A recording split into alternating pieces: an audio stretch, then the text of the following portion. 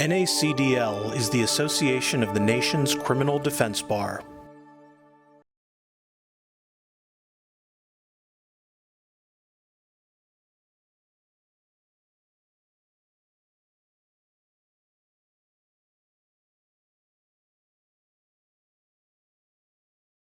So what I'm going to talk about, there's a lot of information to get through, and hopefully we'll get through it.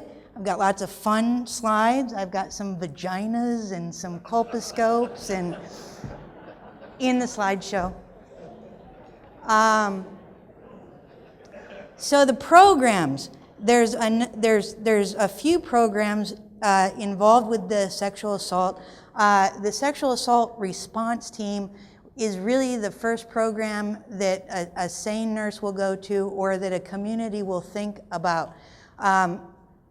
It is comprised of medical professionals, DAs, law enforcement, victim advocates, many times the YWCA, crime laboratories, and that's what got me involved with the sexual assault response team, as well as training of the sexual assault nurse examiners.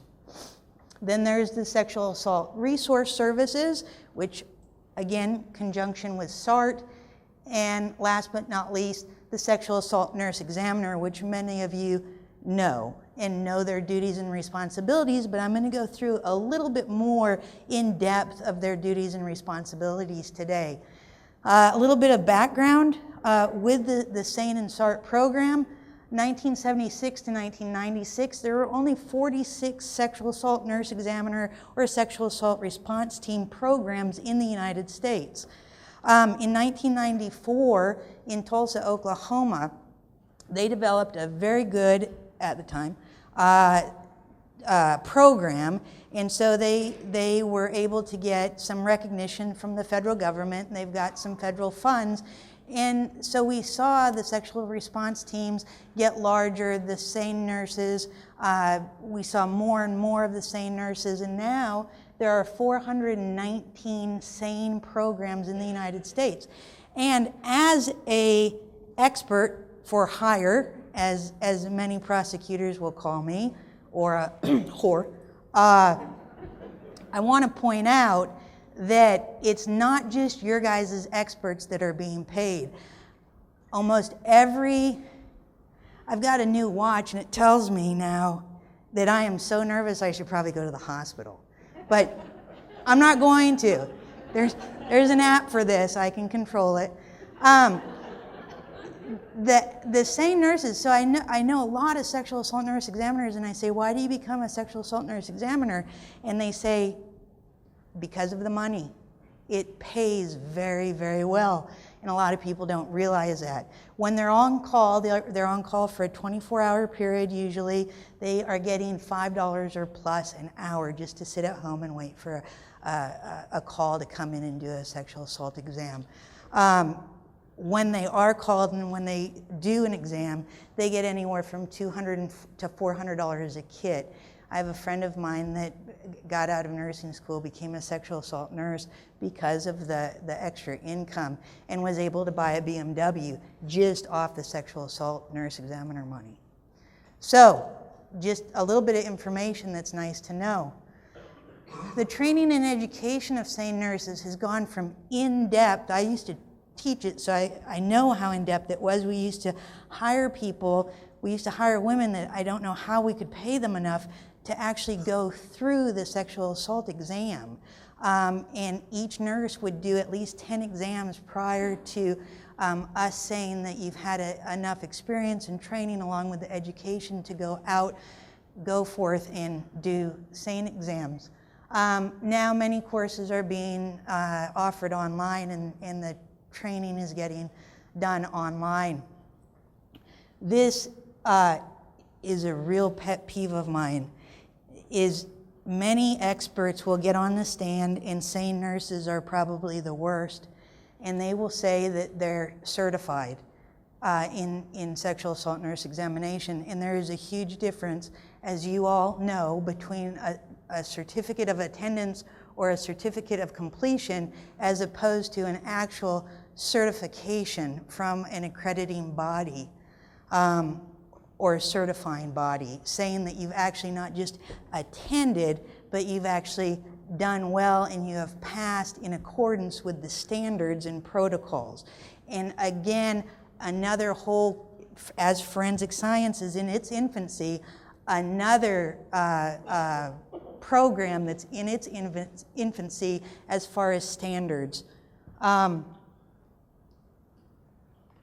only agency that I have found that actually offers a true, well, there's actually two, so this is kind of incorrect, but it's in association with IAFN, which is the International Association of Forensic Nursing. It administers a test twice a year in conjunction with the American Nursing Credentialing Center. There is another actual certification that can be obtained. The SANE-A is the sexual assault nurse examiner that has been certified for adult sexual assault nurse exams, and the P is for pediatric. And then there is another certification that is just forensic nursing, which entails a lot of work, a lot of skill, a lot of time.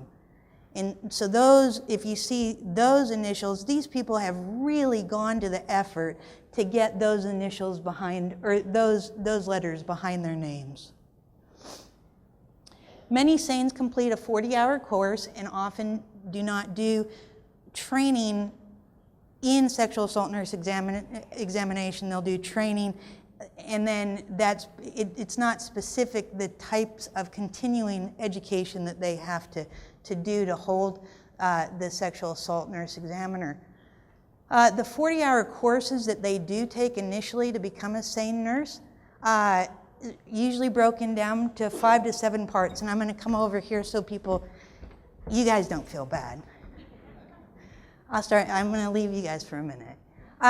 The 40-hour course, Crime and Justice, the SART, which I spoke about earlier, which is law enforcement, victim, blah, blah, blah. I see some of you just want to go drink, which is cool.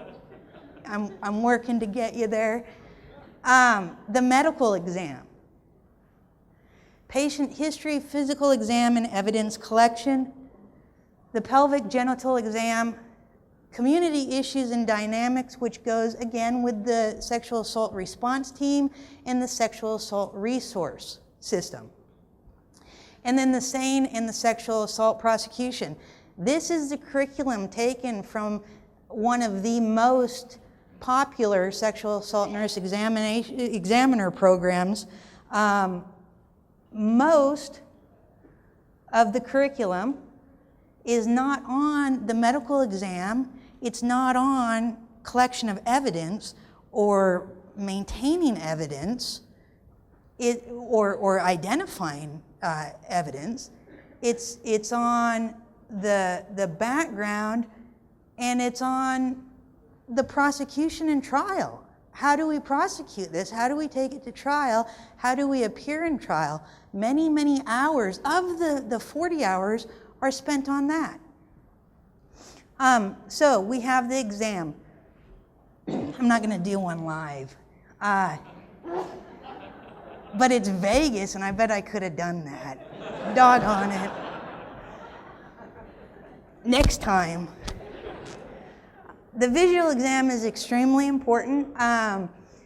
Prior to using the colposcopy, bless you, prior to using the colposcopy or doing a colposcopy or using the colposcope, which I'm sure that we've all heard about if you've done sexual assault cases. So prior to using the colposcope or the toluidine blue dye, you want to actually visualize the entire person as well as the genitalia. And see if you can visually see anything that needs to be removed right then and there, or that you can see and document, because documentation is so important. Making sure that all the procedures are followed. I have been involved, I've been in the room while the sexual assault nurses are doing the exams, and they don't change gloves, and I'm like, change gloves. And they're like, why? It's the same person. Well, it's really not for your benefit, it's for the evidence benefit. Because somebody could have touched up here, wherever up here might be, and then she doesn't change gloves, but she's touched up here, and maybe somebody legitimately touched a breast, right? But then she has her gloves on, she's touched up there, or he, and then she goes down to the genital sampling, and there's DNA transfer. And that does happen. There's a new paper on transfer that I just found out is coming out in the next 2 weeks on secondary transfer. So it's just so important for them to follow protocols, and it's so important that we ask if they've followed the protocols and really go into depth to see if they really have. After the initial visual exam, then the colposcope is utilized. This is done to visualize abrasions, tears, and then toluidine blue is utilized. Again, it dyes an area a darker blue to visualize staining. So here's the instrumentation that anybody with an XX chromosome knows what this is, and anybody with an XY should, just because anybody with an XX hates this thing. But this is a speculum. I just thought you guys should see it to know what you're actually, when you speak about something, you should know what it looks like. So that's a speculum, that's a metal speculum. There are plastic speculums, which are very convenient. They're disposable. They come sterile, so they're often used in sexual assault kits. However, not many people know this, so I'm going to leave you a little secret, is that the speculum itself, especially the plastic ones, can cause damage. Where the plastic is poured, where the mold is poured, it will leave rough edges. When they break the pieces apart to put these things together, it can leave edges, and the speculum itself can cause abrasions and tears that, if you haven't visualized before without using the speculum or the colposcope, like I said earlier, then you're going to see these tears, and you caused them, not anybody else. And then the suspect may be being blamed for this. There's a colposcope. I know a lot of people haven't seen a colposcope, but there's not much to them. It's a microscope. And it's a microscope that doesn't even enter the vaginal vault. It just goes onto the exterior of the vaginal vault, and it allows the person using it greater magnification to look again at tears and abrasions. This is used usually before and after toluidine blue dye has been on it. Now, when your expert says, I'd like to see the colposcope videos, or I'd like to see the colposcope pictures, anytime this instrument is used, there's usually pictures and videos associated with it. Sometimes they won't give them up, but they're there. There it is. Vagina. I thought everybody's going to get excited. Toluidine blue dye. It allows the examiner to visualize, again, any abrasions, blah, blah, blah. So this is an example. This is not the one that I really wanted, because I had one that looked like it was part of the Blue Man group. The nurse didn't know what she was doing. She was brand new and just poured it. And this, actually, there's nothing wrong there. There's no abrasion, scarring, or tearing. That's just a super clean but blue vagina. It's Vegas, baby. By the way, I'm number 7 on the eval sheet. I'll take care of you tonight after this conference, as drink-wise. Rape kits. So the rape kits, they come in different packaging.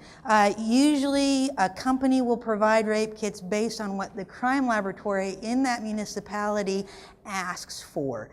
Some crime laboratories are very cheap. Oklahoma. Man, I have an itchy throat, I apologize. They will put together their own kits. this is going out because of contamination issues. So most of the time, a company actually puts together a sterilized kit. This is a kit that a police department or a municipality would put together itself. This is a kit that I'm very, very familiar with. I've done thousands of these with the Texas Department of Public Safety. This is a kit that only a forensic scientist could get excited about because it's Wisconsin, and they're so cool to have spent the extra money on the drying racks for the swabs. So that I just wanted to share that. Back to the vagina. So inside the kit, what we have inside the kit is we have the blood tubes, we have the documentation that's oftentimes not filled out or filled out properly. That's so important. And it's so important for you guys to ask for all of that information so we can see, because there's so much information on that documentation that the crime lab gets that you guys may not get. The other thing that's important are really essentially, hold on, let me go back. Essentially the most important thing that you want to be sure of are the blood tubes. The blood tubes are the only thing that really expire in a kit. So a kit it's not preferred for a kit to be running around the back of a squad car for the last 18 months in Arizona where it's getting hot, because those blood tubes can expire. And the EDTA, the purple top tubes, there are solutions in those that it is not good for. So it's best if the crime lab or the municipality provides it directly to the hospital. So now let's talk about the testing. Procedures. So this, when I say testing, this as a forensic scientist is what's done in the lab as soon as the crime laboratory receives the kit. So you make sure that the seals and the initials are correct. Look at the kit. Document everything that's in the kit before you start doing anything. Then you want to stain the smear slides that are in the kit. You want to start staining those right away because you have to heat fix them and it takes some time. So you just take those right out, you stain them, and then you put those aside. And then you do a test called acid phosphatase that I'll talk about in a minute. And then you perform a P30 assay that I'll talk about in a minute. And then you do a sperm search. Sperm, vagina, yay. Then you collect debris and hair and do nothing with it anymore because nobody's doing trace evidence, but they'll collect it. Perform panty presses. Those are rarely done anymore, but if they are, they can provide valuable information. ALS the panties. ALS the clothing and bedding. If the clothing and bedding, if the ALS is positive for the clothing and bedding, go ahead, do AP, then do P30, and then do a sperm search. If it's negative, repackage it and send it back to the municipality that gave it to you. You guys are getting lonely over here. So the serology. Serology is the study of biological fluids as it pertains to forensics or the law. Most labs have archived many serology techniques, and this is very, very sad. I should have a little emoji sad face there. The crime labs are now just relying on DNA testing, which can leave huge holes in the conclusions of the laboratories that we get at the time of court. And we'll talk about that in a minute, but just keep that in the back of your mind. Keep that slide in the back of your mind. We'll go to the alternative light source. That's a big one that we usually carry in the crime lab, and all it is an ALS is a UV light that we can use different spectrums on, and then we look through different colored goggles. And there's big ones, there's little ones that you can use at crime scenes or that a sexual assault nurse examiner may use. This is one being used in the crime laboratory. You turn out all the lights, you want it completely black, and then you turn on your ALS and you examine your clothing items, your bedspread, your sheets, and you realize how many people don't wash their sheets near enough. This is what you're looking at in the dark with glasses on. Saliva, semen, urine. Unless you're experienced, it all looks very, very similar. And so most of the time, because we're getting new criminalists and they don't have the years of experience looking through an ALS, and so they'll just cut, identify them all as potential semen stains, and then go ahead and test them. But I wanted to show you guys what we look at when we're doing alternative light source searching. Acid phosphatase, an AP. This is a non-specific presumptive test for the presence of semen. Non-specific is what is key here, because AP is a color change test, and it will change colors if other body fluids are there, but it also changes colors if seminal fluid is present. So what they would do is they would take a swab, and then they use a dye, acid phosphatase, not a dye, but an acid phosphatase, drop that on the swabs, and then the swabs become purple. Then you have an indication that there was seminal fluid present from wherever you took the swabs. You wouldn't do that necessarily on the vaginal swabs. You would moisten a piece of filter paper, and then you would actually stain the filter paper. And why I have this slide is that if you're looking at the documentation that you get from the laboratory, the notes that you get from the serologist, sometimes you'll find AP weak or AP strong. Well, it's an oxidation reduction reaction, and so after about 5 or 10 minutes, it may just change to be purple all by itself. So you kind of have to time it, otherwise everything is semen. I guess I'm not going to go there. Anyway, so you can see on the bottom right, well, on the bottom left you have nothing, then you have a weak positive, then it's getting stronger and stronger, and at the top left is very positive. Does that mean that there's a lot of sperm there? No, that doesn't mean anything, except you have a strong acid phosphatase test, which is indicative of seminal fluid, but it's a non-specific presumptive test for the presence of semen. P30, prostate-specific antigen. P30 was developed and created for men who could have prostate cancer. P30 is in urine of males that have prostate cancer. So we stole this test from the cancer community and brought it over to the forensic community. And, wow, I have to go to the hospital again. So it's also very high quantities in seminal fluid, P30 is. So what we do is we put a little bit of the swab in that little Eppendorf tube, and then we micropipette it onto this little well. Can everybody see this little well where it says S? That's where the sample goes. Then it wicks up. This is just a piece of filter paper. This is a control right here. This is a control right here. And then this T is actually the test strip. If this test strip turns pink, then it's positive for P30. Is it positive for semen? Everybody? Perfect. I wish the labs knew that and represented it so on the stand. So this is positive test, negative test, simple test. Does not mean that there's seminal fluid there. If there's urine there, it could be just because P30 is in the urine. Spermatozoa, one of my favorite. It's Christmas, well, I'll explain that. So what we do when we get something and we think that sperm could actually be there, this is the only thing that we have to actually say spermatozoa is present in the kits that we get. So we take a swab, we rub it on a slide, and then we use a Christmas tree stain. And we actually call it a Christmas tree stain because the stain is 2 dyes. One is red, and I bet you can guess the other one. It's green. So the heads will stain kind of a reddish color of the sperm, and the tails will stain green.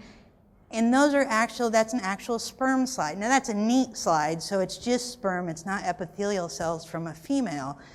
If there were epithelial cells, it would be a lot harder to identify the spermatozoa, but nonetheless, it can be identified easily with the Christmas tree stain. So real casework, this is what it all boils down to. How am I doing on time? Oh, plenty of time. You guys are going to be drinking before you know it. More importantly, so will I. Real casework. So when I get the call on the bat phone, I've got an attorney usually who wants me to review a report, but that's all they have for me. So sure, I'm going to review a report, but I can't do, I can tell them what they have and I can tell them what it says, but I can't do a lot without the discovery. The discovery is really going to help me determine what is behind that report, because the report is just kind of the cover and the discovery is really the book that I need to review. And in that book, I need everything from the sexual assault nurse exam materials that you saw in the kit, the police documentation, and obviously all of the stuff that the lab has done, including communication logs, the raw data from the DNA, all of it. So I look at the report. The problems that I often see come from the initial responder, to who responded to the rape call, how they're transferred to the hospital, how the victim is transferred, because people don't realize, but as a forensic scientist, that victim is actually your crime scene. And so in Oklahoma, which I think roll my eyes because I don't think we have anybody from Oklahoma here today, do we? Okay, big eye roll. In Oklahoma, I'd say this if we had Oklahoma people.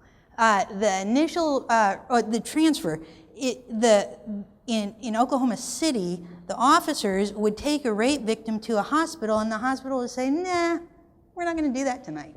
So they'd get in the car and they'd go to another hospital. Nah, we're not going to do those tonight.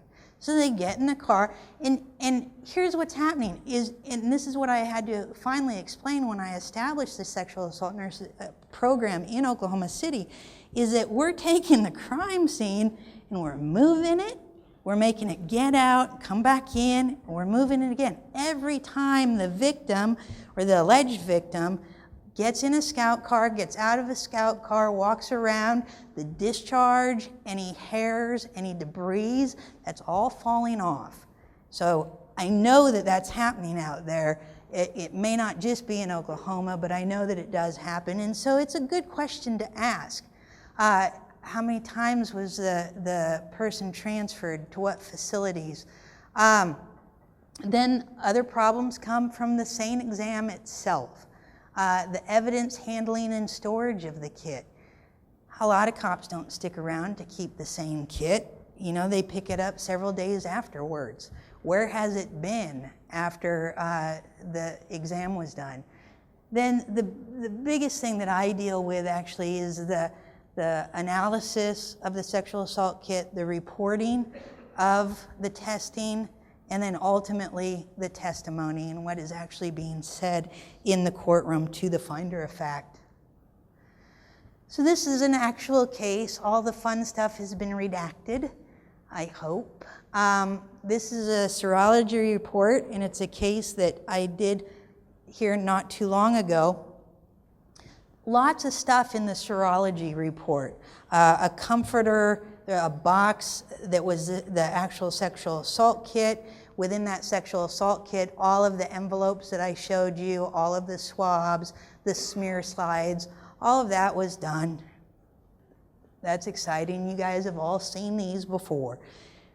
Well, a couple things that I want to point out is that in the blue at the top here, I don't know if this will reach that far. Well, if I don't point it at the ceiling, it will. This part, I circled that because I really do think it's a shame that the debris is being kept, it's being noted, but not a thing is being done with it. Because if you really have a case and you need to look into it, sometimes you may need to get that trace evidence and actually have somebody take a look at it, because it can be telling. Same with the hair evidence, or the hairs that are collected, not the hair evidence, but the hairs or the potential hairs that are collected, or fibers. But the red is what I really want to get into. And so I make it a little bit bigger because I know that that's hard to see. So the red is box 1 of 5. This is the down comforter. let's see, blah, blah, blah, were collected and retained in the laboratory. Semen was identified. Then the next one, indication of seminal fluid were detected. By acid phosphatase and P30. However, spermatozoa, semen-specific constituents, were not detected on the stain. Oh, then there's a vaginal swab. What semen was identified on the vaginal swabs. Wow. No shit. That's what the defense attorney is saying. Actually, not that, but I won't say that. But I get a call because semen's everywhere in this case. It may as well be on the outside of this sex kit. I mean, it's everywhere. They had identified it everywhere. So keep that in mind. Keep my semen's all over, not my semen, keep that semen is all over this case. Keep that in mind. I'm going to go to something really, really quick. So this is happening all over the country. I'm starting to see it. This is a Montana case, but I am starting to see it in several states now. The laboratory requests a signed letter from the county attorney office on agency letterhead authorizing the consumption of the following evidence. And I reiterated consumption because that's really important. We got 2 swabs, we got 2 vaginal swabs, we got 2 cervical swabs, we got 2 anal swabs. That's a ton. Why would we need to consume it? That's crazy. We talk about touch DNA now and drinking, we can get DNA off of a straw. I know because I've actually done it in the laboratory. 2 swabs to consume is nutso. Well, here's the letter that the DA wrote that says, go ahead, do it. But let's not tell the defense attorney. It doesn't say that in the letter, but I just added it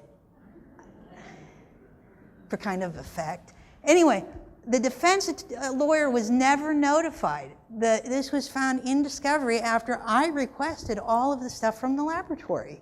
So now they have taken both swabs both vaginal swabs, both anal swabs, both cervical swabs, and they just went ahead, took them, broke them off, and extracted all of it. Well, they have a ton of DNA, but we have nothing to retest if we wanted to. And in this case, I think I would have liked to. So, keep in mind all my semen. How DNA reports sound. Oftentimes, reports and subsequent testimony is extremely misleading. Now, I'm not saying criminalists or forensic scientists do this intentionally. If you didn't get it. Seriously, I don't know if it is intended or not, but I am seeing it more and more. And you can take whatever you want away, but it really disappoints me a great deal. That's why I really wanted to get back to doing what I do, because it's not fair. It's very misleading. It's absolutely necessary to have your case. If you have forensic evidence involved, I believe that it's necessary to have somebody take an in-depth look at everything, all the discovery. So here is the DNA report that went along with the serology report that I just showed you. Again, I know that it's small, so I'll blow it up. So the results and conclusions of the DNA report, the big bad DNA report that everybody's waiting on so we can tell the finder of fact that the sperm cell containing, well, first let's read it. DNA was extracted from the items forwarded for DNA analysis using an organic and/or bead extraction techniques. Sperm cell containing items were extracted using a technique that results in 2 DNA extracts from one item, a sperm cell fraction and an epithelial cell fraction. Now, do you guys remember any slide that I showed you that said we identified sperm? No, neither did I when I read this. I'm like, where are they getting this is called a differential extraction. To extract, a differential extraction is when the laboratory extracts one sample, usually in a sexual assault case. It's probably one of the only times the differential extraction is used. So in a sexual assault case, just for an example, they'll take a vaginal swab, they'll extract the vaginal swab. The first thing that they do is put a little bit of detergent in there, heat it up a little bit. The epithelial cells, or the skin cells, bust open, and the DNA is floating around in there because it's easy to bust open skin cells. So they draw that off the top, they put it in another little tube, and now the remaining cells in that little tube, they add more detergent, they heat it up with hotter heat. What the hell? I need a drink. They heat it up more at higher temperatures, and then it busts open the hardier cells. Well, sperm cells are very hardy. They're encapsulated, and so the DNA, it's harder to get that DNA out of those cells. And so the theory behind a differential extraction is we extract the skin cells, and then we extract the sperm cells. So that is a differential extraction. We've extracted sperm cells, we've extracted epithelial, then we've got sperm. Now we can run on the DNA, and we can get a DNA from the epithelial, we'll get a DNA from the sperm. That's a problem when we don't have sperm, right? So everything that's being extracted is another type of cell, but we know it's not sperm because sperm was never identified. They can't say for sure that it was sperm. However, they're going to read this report, they're going to read this information. Well, I got too excited. They're going to read this information in court, and all the jury is going to hear is sperm, sperm, sperm, sperm, sperm, when we haven't identified it. This next one, same report, same DNA report, DNA profile obtained from the sperm cell fraction of this item is a mixture of at least 3 individuals, and then victim's name goes in there. What's a sperm cell fraction? So how's the victim coming in? That tells me right away that it's not a clean sperm cell fraction. First of all, it's not a sperm cell fraction because they didn't, after I got the notes, they never identified sperm. But the female can't, well, no females that I know genetically can produce sperm.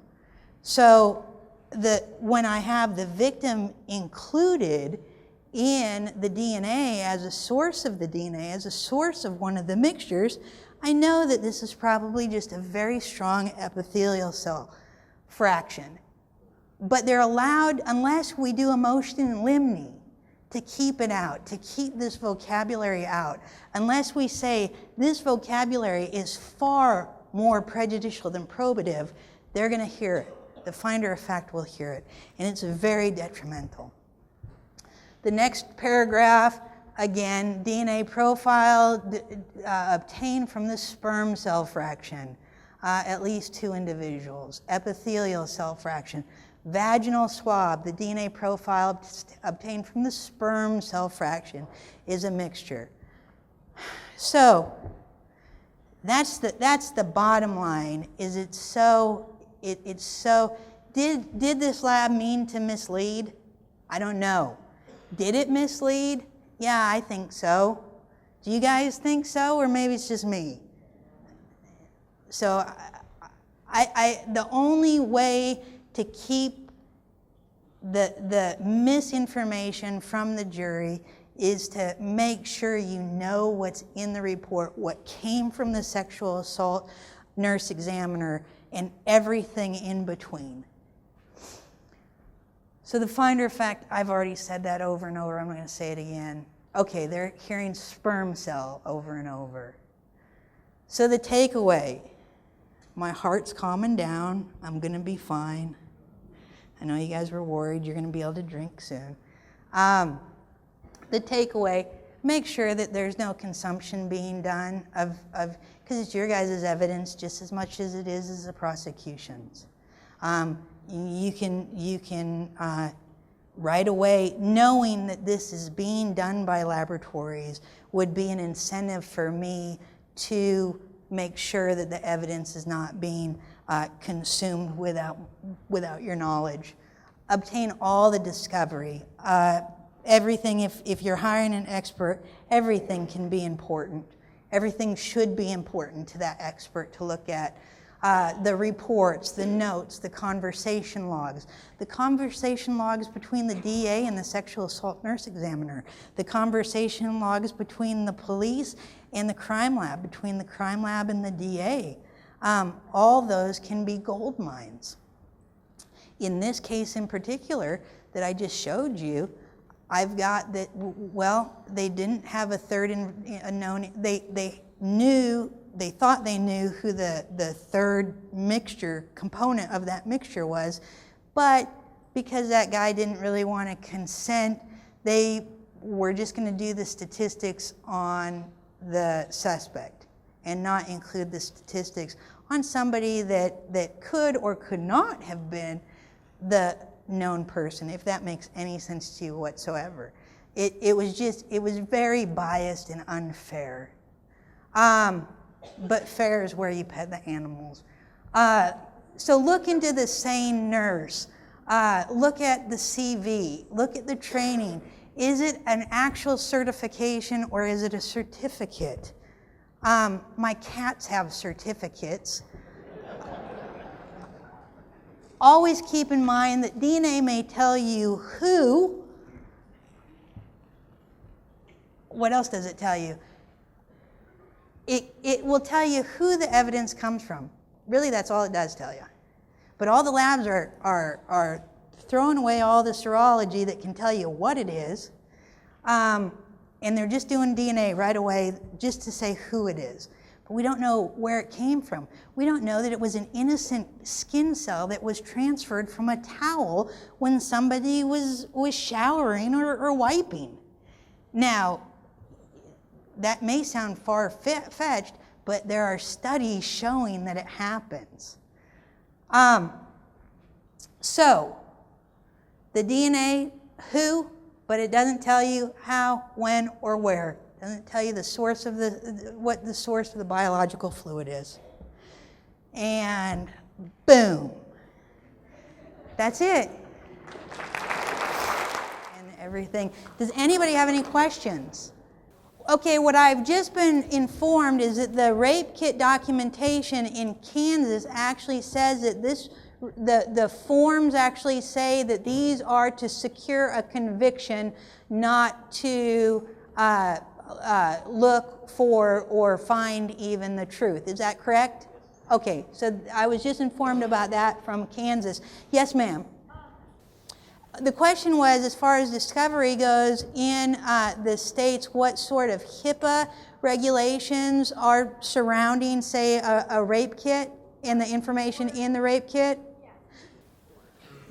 That's a question for an attorney. No, that's a very good question. If everybody heard that question, I will just answer that with that I have never, in all the states that I have worked in, I have never had an issue getting not only the sexual assault nurse report, the documents behind the sexual assault nurse exam, and all of the medical records during the time that the victim or alleged victim presented at the hospital. Never have had a problem with discovery in all the states that I've worked in on the sexual assault nurse examiner.